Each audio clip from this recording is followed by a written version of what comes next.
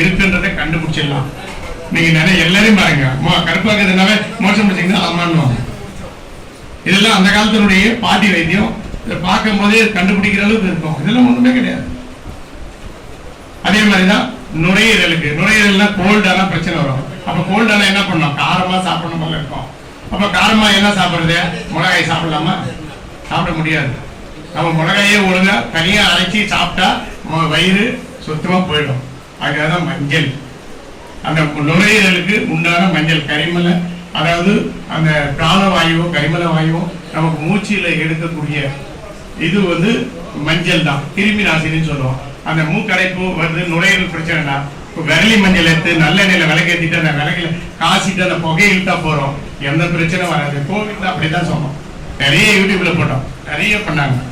மஞ்சள் போறோம், வேற ஒண்ணுமே தேவையில்லை. நுரையீரல் பிரச்சனை, மூச்சு விட முடியலனாவே அதான் காரணம். அதனால அதை மட்டும் பாத்தீங்கன்னா போறோம். அதே மாதிரி ரத்தத்துக்கு என்ன பண்றது, இப்ப சுகர் பேஷண்ட் இனிப்பு சாப்பிட மாட்டாங்க. இனிப்பு சாப்பிட்டா சோரியாசிஸ் போகும். எப்படி பண்றது, இனிப்பே சாப்பிடலாமா? அதுக்காக சாப்பிடக்கூடாது, லிமிட்டா இருக்கணும். எல்லாத்துக்குமே அளவு இருக்கு.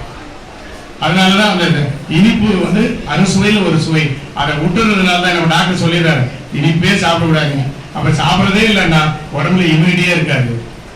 இம்யூனிட்டி எப்படி இருக்கும், இருக்கவே இருக்காது.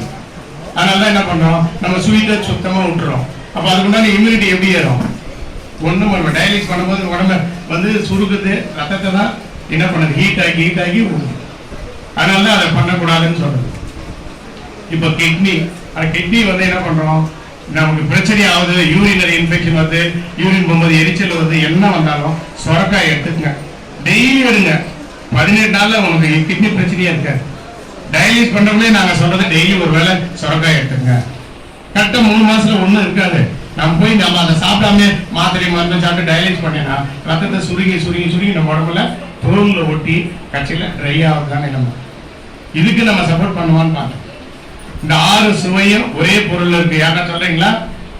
இந்த 6 சுவையும், இந்த ராஜ உறுப்புக்கு தேவையான 6 ராஜ உறுப்புக்கும் 6 சுவையும் ஒரே பொருள் இருக்கு. யார் சொல்றது?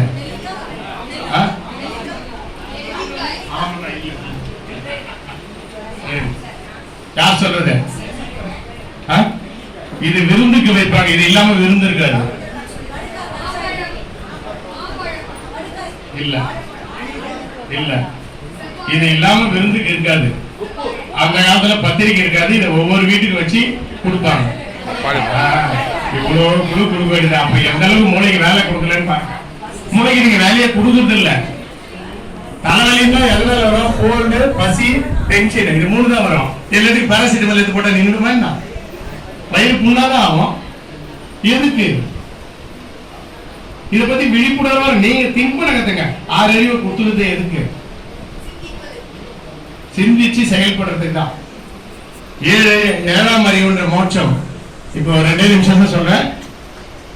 ஒரு மனித பிறவின்றது 7 பிறவியில ஒரு பிறவி. இது தெரியுமா? 7 பிறவியில ஒரு பிறவி தான் மனித பிறவி. அது 6 அறிவை கொடுத்து 7ஆம் அறிவுன்ற மோட்சத்தை தொடக்கூடிய அடுத்த பிறவி வேணுமா வேணாமா முடிவு பண்ணக்கூடிய பிறவி தான் மனித பிறவி. எத்தனை பேர் அதை வச்சு செயல்படுறீங்க?